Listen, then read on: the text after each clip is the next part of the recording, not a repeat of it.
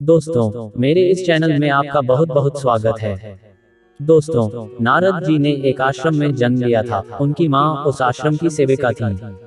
नारद जी का बचपन ऋषि कुमारों के साथ खेल कूद कर बीता। ऋषि महर्षियों के संग ने उनके मन में छुपी हुई आध्यात्मिक जिज्ञासा को जगा दिया और वे भी योग के रास्ते पर चल पड़े। अपनी तपस्या के बल पर उन्होंने रिद्धि सिद्धियां प्राप्त की और सदा के लिए अमर हो गए। नारद जी को यह अभिमान हो गया कि उनसे बढ़कर इस पृथ्वी पर और कोई दूसरा विष्णु भगवान का भक्त नहीं है।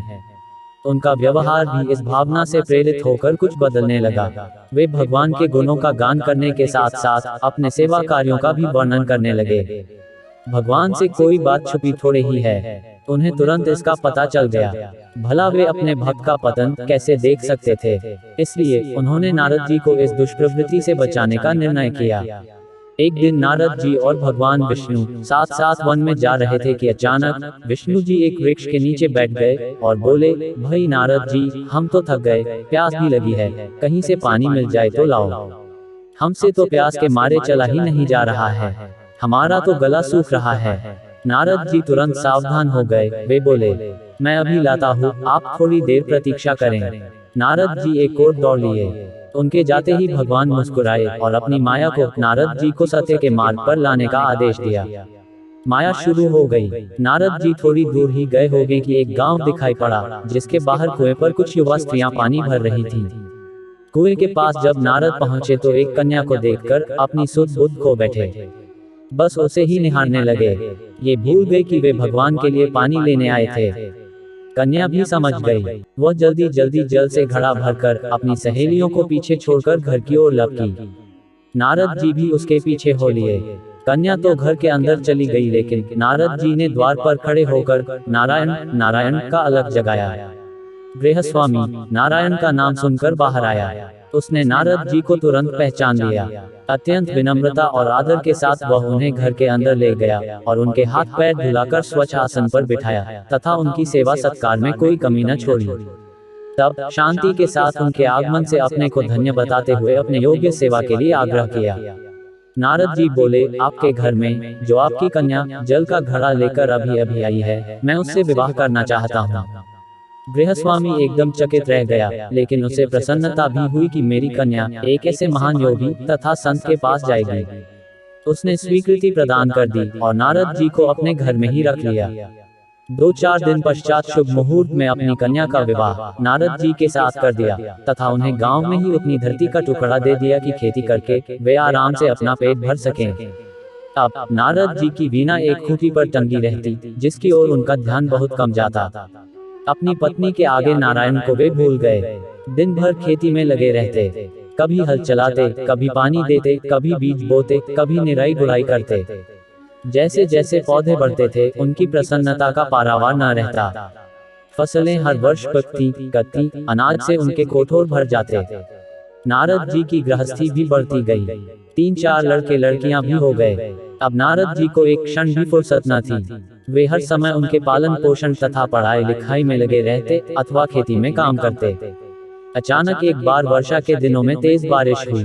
कई दिनों तक बंद होने का नाम ही नहीं लिया। बादलों की गरज और बिजली की कड़क ने सबके हृदय में भय उत्पन्न कर दिया। मूसलाधार वर्षा ने गांव के पास बहने वाली नदी में बाढ़ की स्थिति पैदा कर दी। किनारे तोड़कर नदी उफन पड़ी।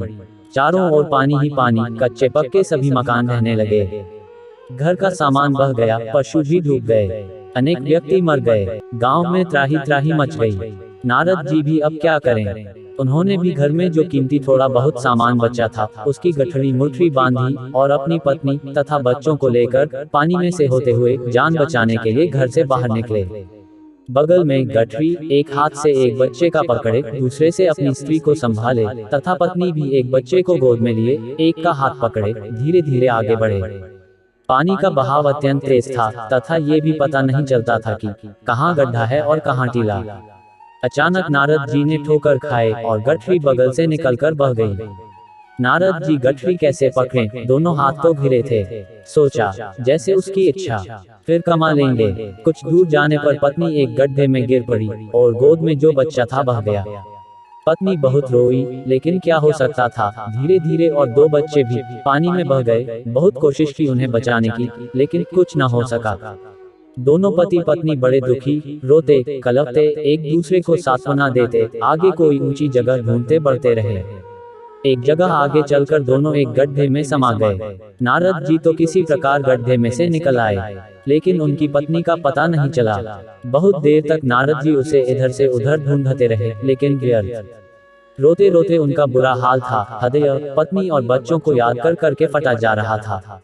उनकी तो सारी गृहस्थी उजड़ गई थी। बेचारे क्या करें, किसे कोसें, अपने भाग्य को या भगवान को। भगवान का ध्यान आते ही नारद जी के मस्तिष्क में प्रकाश फैल गया और पुरानी सभी बातें याद आ गई। वे किस लिए आए थे और कहां फंस गए। ओहो, भगवान विष्णु तो उनकी प्रतीक्षा कर रहे होंगे। वे तो उनके लिए जल लेने आए थे और यहाँ गृहस्थी बसाकर बैठ गए। वर्षों बीत गए गृहस्थी को बसाने में और फिर सब नष्ट हो गया। क्या भगवान अब भी मेरी प्रतीक्षा में उसी वृक्ष के नीचे बैठे होंगे। ये सोचते ही बाढ़ नदारद हो गई। गांव भी अंधान हो गया। वे तो घने वन में खड़े थे। नारद जी पछताते और शर्माते हुए दौड़े। देखा तो कुछ ही दूर पर उसी वृक्ष के नीचे भगवान लेटे हैं। नारद जी को देखते ही वे उठ बैठे और बोले, अरे भाई नारद, कहाँ चले गए थे। बड़ी देर लगा दी, पानी लाए या नहीं। नारद जी भगवान के चरण पकड़कर बैठ गए और लगे अश्रु बहाने। उनके मुंह से एक बोल भी न निकला। भगवान मुस्कुराए और बोले, तुम अभी तो गए थे। कुछ अधिक देर थोड़े ही हुई है। लेकिन नारद जी को लगता है कि वर्षों बीत गए। अब उनकी समझ में आया कि सब भगवान की माया थी, जो उनके अभिमान को चूर चूर करने के लिए पैदा हुई थी। उन्हें बड़ा घमंड था कि उनसे बढ़कर त्रिलोक में दूसरा कोई भक्त नहीं है। जरा सी देर में ढेर हो गया। वे पुनः सरलता और विनय के साथ भगवान के गुण गाने लगे। इस कथा से हमें ये शिक्षा मिलती है कि यदि हमारे पास कुछ है, हमने अथक परिश्रम, लगन तथा निष्ठा से कुछ प्राप्त कर लिया है, चाहे वह अपार धन हो, शारीरिक शक्ति हो, भरा पूरा परिवार हो, या फिर कोई ऊंची योग्यता, पद या यश हो, तो उस पर घमंड क्यों करें। क्या हमसे ऊपर और लोग नहीं हैं? क्या हम ही सर्वोपरि हैं? अनेक हमसे पहले हो चुके हैं और आगे भी होंगे, फिर घमंड कैसा। अपनी इस विशेषता से अपना और दूसरों का लाभ होने दें, तभी उसका कुछ महत्व है। अन्यथा वह तो कोयले की बोरी के समान है, जो आपके स्टोव में व्यर्थ में ही बिना उपयोग में आए रखी है। इकट्ठा करने में नहीं, बांटने में सुख है, आनंद है। दोस्तों, आपको ये वीडियो कैसा लगा, कमेंट करके बताएं।